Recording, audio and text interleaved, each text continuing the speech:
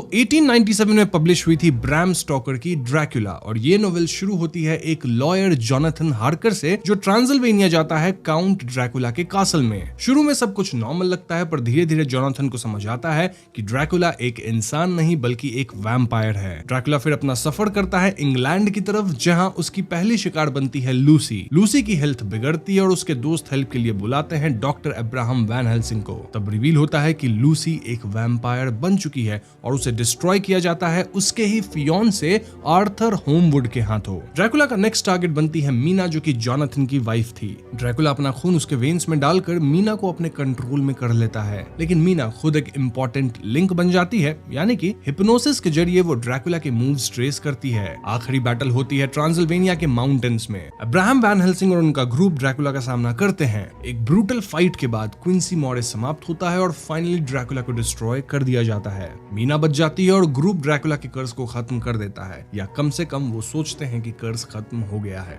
तो Abraham's boy की कहानी ड्रैकुला के समाप्त होने के 18 साल बाद की है यानी ये कहानी 1915 में सेट है in the central valley of California. वैसे एक पॉसिबल मिस्टेक और फ्रीडम ऑफ चॉइस और लिबर्टी है फिल्म मेकर्स की क्योंकि भले ड्रैकुला नोवेल 1897 में आई थी जहां से 18 साल बाद 1915 ही होता है लेकिन ड्रैकुला वाले इवेंट्स एक्चुअली में डायरी नोट्स के रूप में थे जो कि 1890 के दौरान हुए थे और ड्रैकुला खुद नवंबर 1890 में समाप्त हुआ था। तो उसके समाप्त होने से 18 साल बाद ईयर आता है 1908 या फिर 1909 भी हो सकता है। तो हाँ ये कंटिन्यूटी एरर हो सकती है या फिर एज आई से लिबर्टी फ्रॉम फिल्म मेकर्स। जो भी हो इसे इग्नोर करके हम कहानी पे आते हैं। तो यहाँ हम एक औरत को अकेले चल के कहीं जाते हुए देखते हैं। ये लेडी काफी थक चुकी थी और कोई भी घुड़सवार उसे लिफ्ट भी नहीं दे रहा था टू द नियरेस्ट टाउन। थोड़ी देर में शाम हो जाती है और औरत को ऐसा लगता है मानो कोई उसके आसपास है। तभी एकदम से एक काले केप और वस्त्र पहना आदमी इस औरत पे हमला कर देता है और सीन यहीं कट होता है। इसके बाद हमें एक सेक्लूडेड सा घर दिखाया जाता है जहां अब्राहम वैन हेल्सिंग रह रहा है विद हिज फैमिली। ये जगह जनरल टाउन से काफी दूर है और इस जगह के आसपास कुछ नहीं है। अब्राहम की पत्नी और कोई नहीं बल्कि मीना है। जी हाँ दिस इज शॉकिंग क्योंकि ओरिजिनल ड्रैकुला नोवेल के अंत में मीना जोनाथन हार्कर के साथ थी लेकिन यहाँ वो अब्राहम की पत्नी है यानी कि जोनाथन हार्कर अब इस दुनिया में नहीं है। जोनाथन के साथ क्या हुआ इस पे हम थोड़ा बहुत थ्योरी सेक्शन में चर्चा करेंगे। फॉर नाउ हम समझ पाते हैं कि मीना और अब्राहम के 2 बच्चे भी हैं जहां बड़े वाले लड़के का नाम मैक्स है और छोटे वाले लड़के का नाम रूडी है। मैक्स और रूडी एक दूसरे से काफी अलग है। आई मीन मैक्स फिजिकली काफी स्ट्रांग है, लकड़ियां काटता रहता है, काम एंड कंपोज्ड है लेकिन मेंटली वो उतना स्ट्रांग नहीं है चाहे बात पढ़ाई की हो या इन जनरल मेंटल अवेयरनेस की। इनफैक्ट मैक्स अपने पिता पे आंख मूंद के भरोसा करता है। वहीं रूडी एक स्क्रॉनी यानी पतला दुबला कमजोर सा किड है लेकिन मेंटली वो मैक्स से बहुत ज्यादा स्मार्ट है। वो पढ़ने लिखने में काफी स्मार्ट है और उसका नेचर थोड़ा रिबेलियस है। इनफैक्ट वो चीजों को क्वेश्चन भी करता है। खैर एक रात जब मैक्स नहा रहा होता है तो उसके पिता अब्राहम आके उससे कहते हैं कि वो जिस चीज से भाग रहे थे वो शायद अब इनके करीब आ चुका है और ऐसे में उन्हें मैक्स की मदद चाहिए होगी। मैक्स ये सब सुन के हामी भरता है। अब उस रात सोते वक्त मैक्स की नींद किसी आवाज से खुलती है और मैक्स इस आवाज का पीछा करते अपने पिता के ऑफिस रूम की तरफ जाता है। ऑफिस रूम की लाइट ऑन थी और यहाँ मैं आप व्यूअर्स को बता दूं कि मैक्स और रूडी को अब्राहम के ऑफिस रूम में जाना अलाउड नहीं था। इसके बाद मैक्स पास ही अपनी माँ को देखता है जो कि परेशान दिख रही थी और अपने में बड़बड़ा रही थी कि ये सब हम किसके लिए कर रहे हैं, हमें उन्हें क्वेश्चन नहीं करना चाहिए एंड ऑल दैट। मैक्स तुरंत अपनी माँ को टोकता है और उन्हें आराम करने के लिए कहता है। मीना कहती है कि उन्हें हमेशा से बेटी चाहिए थी लेकिन उन्हें 2 बेटा हुआ है। बेटियां सॉफ्ट होती है और उनको सेफ रखना ज्यादा डिफिकल्ट होता है। एनीवेज अगले दिन अब्राहम मैक्स को दिखाते हैं कि इनके घर के पास नया रेल रोड एक्सटेंशन आने वाला है यानी पटरियां बिछेंगी, रेलवेज आएगी। इसके लिए कुछ लोग सिविल मेजरमेंट्स के लिए आसपास आ गए थे और अब्राहम के हिसाब से अब इस एरिया में और भी ज्यादा लोग आएंगे। अब्राहम और मैक्स की बातों से हम समझ पाते हैं कि इनिशियली ये लोग लंदन में थे ड्रैकुला वाली स्टोरी के टाइम पे, फिर एम्स्टरडैम मूव हुए और फिलहाल कैलिफोर्निया के एकदम एकांत प्लेस पे हैं। अब्राहम मैक्स को ये भी बताते हैं कि कैसे सालों पहले मीना और उसके फ्रेंड उनकी मदद लिए थे to get rid of an evil. Clearly यहाँ ड्रैकुला की बात हो रही है। अब्राहम के हिसाब से तब वो क्रीचर मीना पे हमला किया था और मीना का ब्लड इफेक्ट हुआ था। इनफैक्ट उस घटना से मीना हमेशा के लिए बदल गई। मीना की वो मेमोरीज और स्कार कभी हील नहीं होगी और उसी सब से दूर ये लोग कैलिफोर्निया आए हैं। अब्राहम ये तक कहते हैं कि मीना वापस कुछ दिन से ठीक नहीं दिख रही, as if she is sick. और ऐसे में अब्राहम को शक है कि लंदन वाली थ्रेट यहाँ तक आ चुकी है। ये थ्रेट या क्रीचर्स मीना के माइंड से कनेक्टेड हैं और ऐसे में अगर वो नजदीक आते हैं तो वो मीना के करीब खींचे चले आएंगे। जाएंगे। बेसिकली अब्राहम यहाँ मैक्स से कह रहे थे कि खतरा आ चुका है और मैक्स को तैयार रहना है ताकि वो मीना और फैमिली को प्रोटेक्ट कर सके। इसी डिस्कशन के दौरान यहाँ तांगे पे एक भाई बहन आते हैं जिनका नाम था एडी एंड एल्सी। दरअसल ये दोनों पैसिफिक रेल रोड्स के सिविल सर्वेयर्स थे जो कि इस जगह को मैप करेंगे फॉर रेल रोड एक्सटेंशन। और इसी एक्टिविटी के दौरान एडी के ऊपर कुछ भारी गिर गया था जिससे वो चोटिल हो गया था। ऐसे में एल्सी अपने भाई को अब्राहम के घर लेके आई थी क्योंकि उसे पता चला कि आसपास अब्राहम रहते हैं जो कि एक डॉक्टर हैं। अब्राहम फौरन एडी को बांध में लिटाते हैं और वो डिड्यूस करते हैं कि उसके रिब्स टूट गए जिससे उसका लंग पंक्चर हुआ है और ऐसे में उसके सीने के अंदर प्रेशर बन रहा है। वो तुरंत एडी के सीने में कट लगा के उसकी प्रेशर रिलीज करते हैं, देन होल में पाइप लगा देते हैं ताकि प्रेशर वापस ना बने।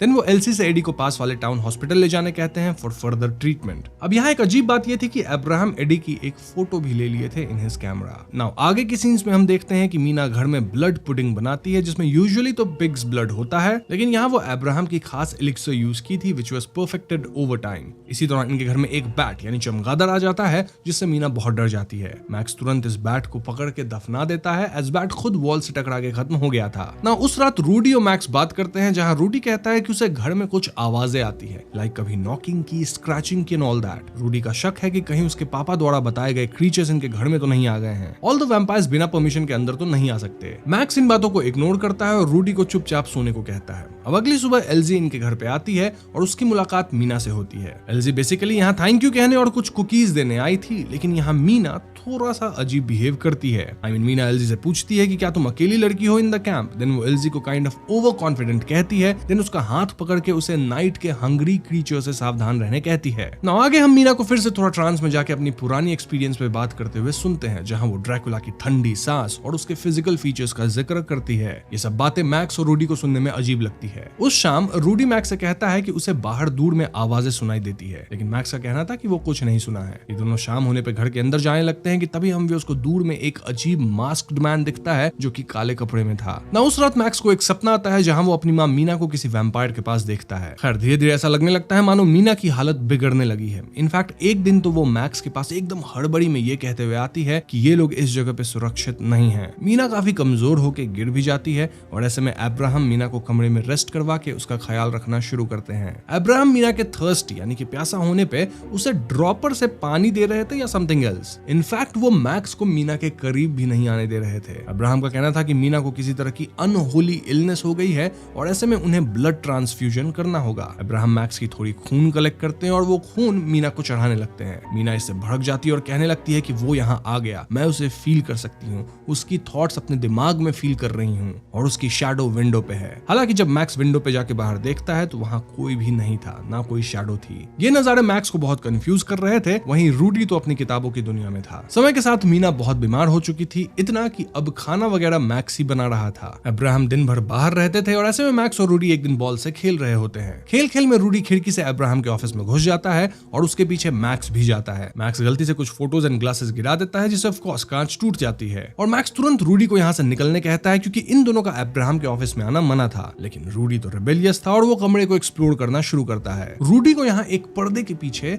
सीक्रेट डोर मिलता है जिसपे क्रॉस साइन था और ये डोर एक सीक्रेट बेसमेंट की तरफ खुलता था। ये लोग दरवाजे को खोलते हैं और इन्हें यहाँ इनिशियली कोई नहीं दिखता, लेकिन एकदम से एक औरत रेंगती हुई स्टेयर्स पे आती है और इनसे मदद मांगने लगती है। जी हाँ दोस्तों, यहाँ एक औरत बंद थी। इनफैक्ट ये वही औरत है जिसपे मूवी के पहले सीन में हमला हुआ था। मैक्स और रूडी से बहुत डर जाते हैं और तभी अब्राहम यहाँ आ जाते हैं। वो तुरंत एक लकड़ी से इस औरत पे हमला कर देते हैं और इस दृश्य को देख रूडी चिल्लाना शुरू करता है। देन अब्राहम जबरदस्ती मैक्स और रूडी को बेसमेंट में ये कहते हुए लाते हैं कि आज वो इन दोनों को सब कुछ सिखाएंगे अबाउट हिज लाइफ्स वर्क। आज तक वो इनसे ये सब छिपाते थे, लेकिन सच्चाई ये है कि हमारी दुनिया में अनडेड रहते हैं। यहाँ अनडेड मोस्टली वैम्पायर्स को कहा जा रहा है। अब्राहम आज तक 13 अनडेड को खत्म कर चुके हैं और वो लोगों को भी ट्रेन करते हैं टू डील विद अनडेड। वो मीना के फर्स्ट हस्बैंड जोनाथन हार्कर को भी ये कला सिखाए थे। अब्राहम के हिसाब से ये औरत भी एक अनडेड है जिसपे वैम्पायर फीड कर चुका है। अब्राहम इस औरत को यहाँ बेसमेंट में ऑब्जर्वेशन के लिए डाले थे टू सी कि ये कब कन्वर्ट होती है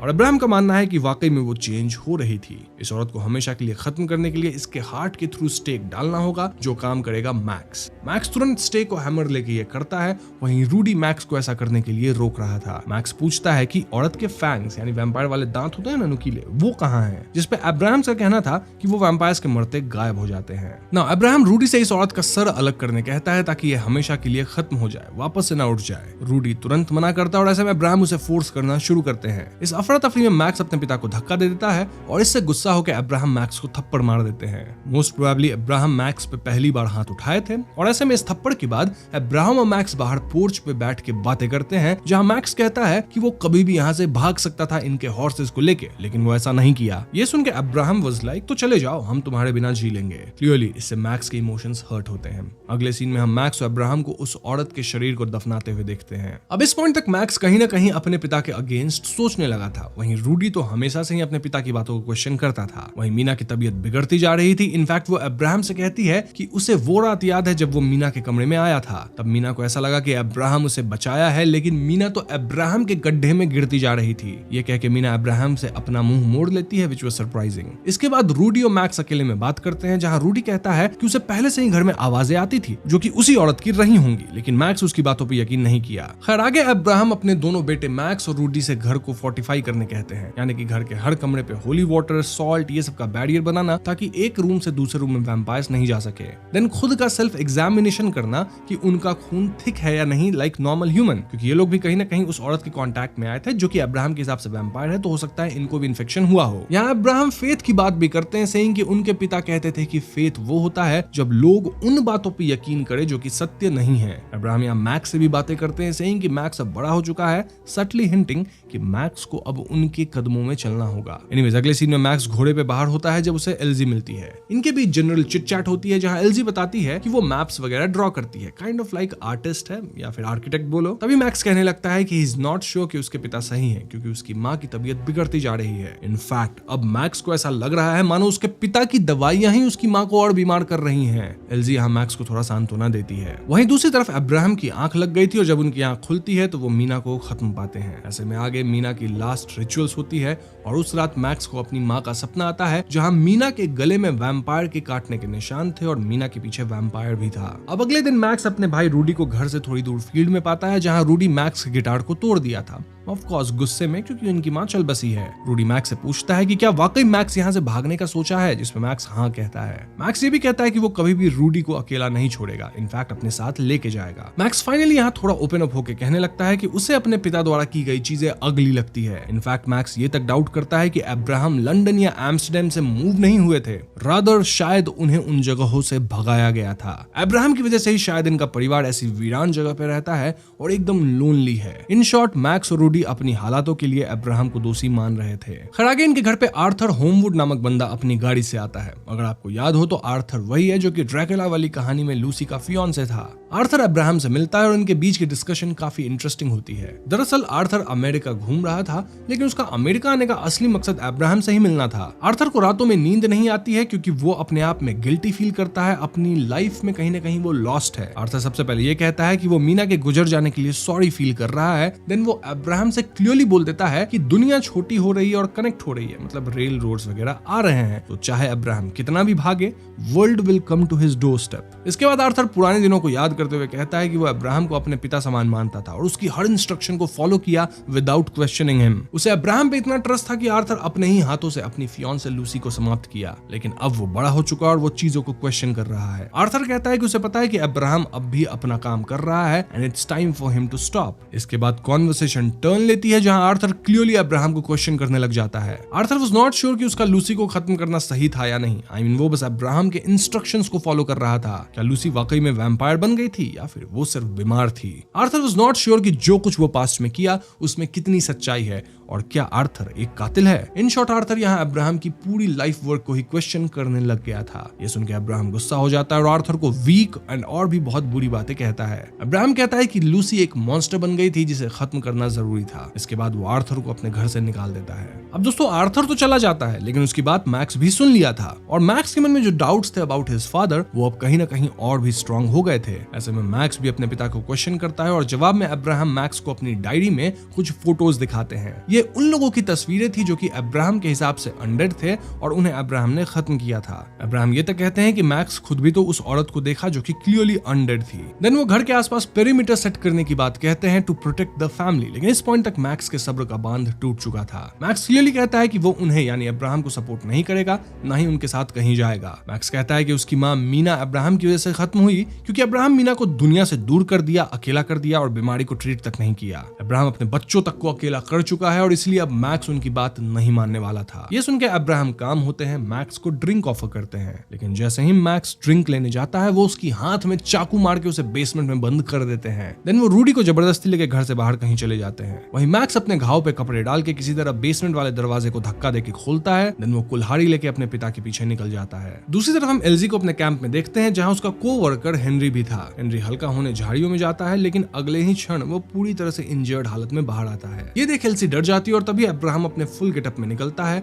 और एलजी को घसीटते हुए एक तरफ ले जाता है। यहाँ अब्राहम के साथ रूडी भी था और अब्राहम रूडी को स्टेक से एलजी को खत्म करने कहता है। रूडी ये करना नहीं चाहता था, लेकिन प्रेशर में वो स्टेक उठाता है, फिर एकदम से वो अब्राहम पे ही हमला कर देता है। जी हाँ दोस्तों, इससे पहले अब्राहम पलटवार करता, मैक्स यहाँ आ जाता है और वो कुल्हाड़ी से अपने पिता पे हमला कर देता है। समाप्त होने से पहले अब्राहम हंसते हुए मैक्स से कहता है कि फाइनली तुम मुझे समझ गए। मैक्स अपने ही पिता का सर धड़ से अलग कर देता है, सेइंग कि वो एक मॉन्स्टर थे, यानी कि एलसी बच गई और यही सीन कट हो जाता है। अब अगले सीन में मैक्स और रूडी हॉर्स पे बैठ के टाउन छोड़ के जा रहे हैं और बैकग्राउंड में अब्राहम की एक मोनोलॉग होती है। इसमें अब्राहम बेसिकली अपनी लाइफ के बारे में बता रहे होते हैं और इसे सुन के आप समझ जाएंगे कि क्यों अब्राहम इस तरह के थे। तो अब्राहम बताते हैं कि उनके पिता अब्राहम को लेकर दुविधा में रहते थे। वो अब्राहम पे एकदम ध्यान नहीं देते थे। इनफैक्ट किसी बात पे प्रेस तो छोड़ो, किसी बात पे समझाते भी नहीं थे, क्रिटिसाइज भी नहीं करते थे। वहीं अब्राहम के दादाजी एक पेजेंट थे जो कि सेल्फिश थे और उनके पास कोई स्किल नहीं था। एक तरह से अब्राहम अपने पिता या दादाजी के लिए एग्जिस्ट ही नहीं करता था, moving like a rat through their world. तो हाँ, कहीं ना कहीं बचपन में अब्राहम को अकेलापन झेलना पड़ा, ऑल्दो वो अपनी फैमिली के साथ था। और इसके बाद अब्राहम मेडिकल स्कूल गए, अपनी लाइफ बनाए और आगे वो क्या किए ये हम सब जानते हैं। तो यही जो अकेलापन और प्रोटेक्टिवनेस था वो अब्राहम के अंदर आया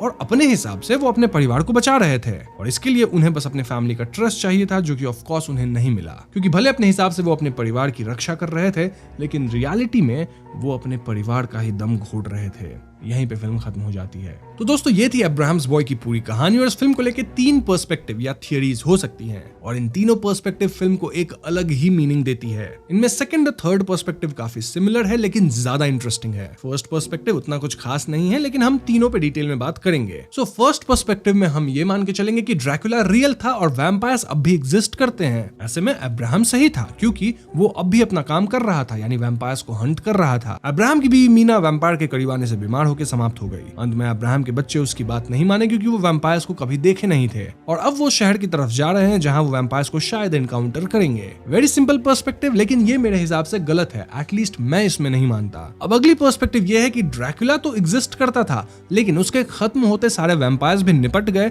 और अब दुनिया वैम्पायरिज्म से फ्री हो चुकी है। इस हिसाब से जब अब्राहम और उसके दोस्त मिलकर ड्रैकुला को खत्म किए तो वो एक्सपीरियंस कहीं ना कहीं उनके मानसिक स्थिति पे गहरा घाव किया। इसका सबूत ये है कि जो लोग भी ड्रैकुला को हंट किए थे वो लोग 1900s में किसी न किसी तरह से परेशान ही हैं, कोई भी मेंटली एकदम सॉलिड नहीं है। जैसे जोनाथन हार्कर खत्म हो गया होगा, जिसके बाद मीना अब्राहम से शादी कर ली। मीना खुद मेंटली स्टेबल नहीं है और अब्राहम अब भी वैम्पायर्स को मारने की ठान लिया होगा, जो कि अब इस दुनिया में है ही नहीं। इट्स इवन पॉसिबल कि अब्राहम ही जोनाथन को खत्म किया होगा, ये बोल के कि जोनाथन भी इन्फेक्टेड हो गया है, जिसके बाद वो मीना से शादी किया। अब अब्राहम मासूम लोगों को वैम्पायर्स बोल के खत्म करने लगा होगा, जिस कारण से उसे लंदन और एम्स्टर्डम से भागना पड़ा। मतलब वहां के लोगों को पता चल गया होगा, वो लोग उसे भगाए होंगे। फाइनली वो एकदम एकांत जगह पे सेटल हुआ इन कैलिफोर्निया, लेकिन जब उसके घर के करीब रेल रोड आने लगी तो उसका ट्रॉमा फिर से ट्रिगर हुआ। उसे लगने लगा कि जैसे जैसे लोग उसके करीब आएंगे वैम्पायर्स भी करीब आ सकते हैं। इनफैक्ट अब्राहम तो उसके घर के करीब आने वाले लोगों को वैम्पायर बोल के निपटा ही देता था। लाइक फिल्म के इनिशियल सीन में एक सिंपल नॉर्मल लेडी थी जिसको वो खत्म कर दिया।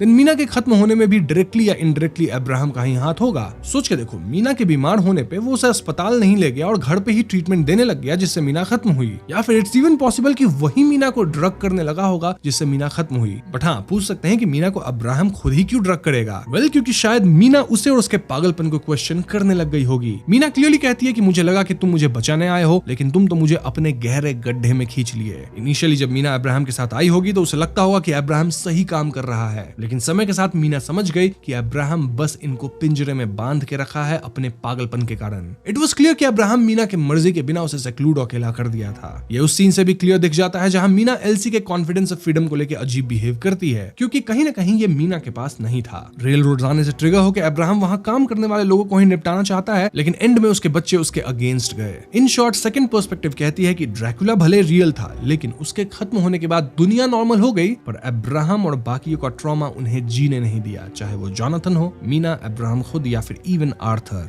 और इसीलिए अब्राहम आज भी वैम्पायर हंटिंग कर रहा है, जबकि आज वैम्पायर है ही नहीं, तो ऐसे में वो मासूम को खत्म कर रहा है। नाउ आर्थर जब अब्राहम से बात करने आया तो वो ड्रैकुला और मीना के वैम्पायर होने वाली बात तक को क्वेश्चन कर दिया, और यहीं से आती है third theory which tells us कि ना तो कभी ड्रैकुला सुपरनैचुरल मॉन्स्टर था, ना ही वैम्पायर्स कभी एग्जिस्ट किए। ये सब अब्राहम का पागलपन था, जिस पे भरोसा करके कई लोग ड्रैकुला को खत्म किए और वैम्पायर होने के नाम पे मासूम लोगों को भी मारे। ये पर्सपेक्टिव काइंड ऑफ सिमिलर है टू द सेकंड वन, बस यहाँ अब्राहम शुरू से ही मेंटली स्टेबल नहीं था। और हाँ, ये पर्सपेक्टिव कहती है कि ड्रैकुला भी कोई नॉर्मल सा पुराना आदमी था, कोई ऐसा वैम्पायर नहीं था। बट या मेरे हिसाब से ये थर्ड पर्सपेक्टिव भी थोड़ी सी फार फेच्ड लगती है, एटलीस्ट मुझे। एंड आई पर्सनली बिलीव कि सेकंड पर्सपेक्टिव सही है, क्योंकि वो चीजों को अच्छे से एक्सप्लेन कर देती है। एक पॉपुलर थियरी ये भी है कि आर्थर होमवुड का सीन सिर्फ एक एक्सपोजिशन नहीं था, बल्कि एक डेलिबरेट मेटा मोमेंट था। आर्थर ने खुद ओपनली कन्फेस किया कि शायद लूसी वैम्पायर बनी भी नहीं थी, उसे डाउट है। मतलब अगर लूसी सिर्फ बीमार थी और अब्राहम ने बस उसे मॉन्स्टर मान के खत्म करवा दिया, तो ड्रैकुला की असली कहानी भी अनरिलायबल लगने लगती है। ये कहानी के सेकंड और थर्ड पर्सपेक्टिव को और भी स्ट्रॉन्ग बनाता है, जिसमें वैम्पायर्स को अब अब्राहम का डिल्यूजन माना गया है। अब अगर ध्यान दे तो अब्राहम मैक्स को फोटोज भी दिखाया था वो अनडेड का, जिन्हें वो खत्म किया था, लेकिन ये फोटोज वो नॉर्मल लोगों का लिया होगा अपने कैमरा से। आई मीन जब एडी इंजर्ड होके आया था तब भी तो अब्राहम उसकी फोटो लिया था। बेसिकली अब्राहम के कैमरे से ली गई फोटोज सिर्फ उसकी प्रूफ ऑब्सेशन का हिस्सा है। लेकिन इंटरेस्टिंग बात यह है कि उन फोटोज में कभी हमें एकदम क्लियर एविडेंस नहीं मिलता है कि वो लोग अनडेड थे। मोरओवर जिस औरत को अब्राहम पकड़ लाया था उसके भी फैंग्स नहीं थे और वो सनलाइट में ओके थी। वैसे सनलाइट में ओरिजिनल ड्रैकुला को कुछ नहीं होता, बस पावर्स कम होते हैं। ये सनलाइट वाली बात लेटर एडिशन है इनटू द लोर, और इनिशियल ड्रैकुला नॉवेल्स में ये चीजें नहीं थी। बट जो भी हो, माय पॉइंट इज कि अब्राहम के फोटोज प्रूफ्स पुख्ते नहीं थे।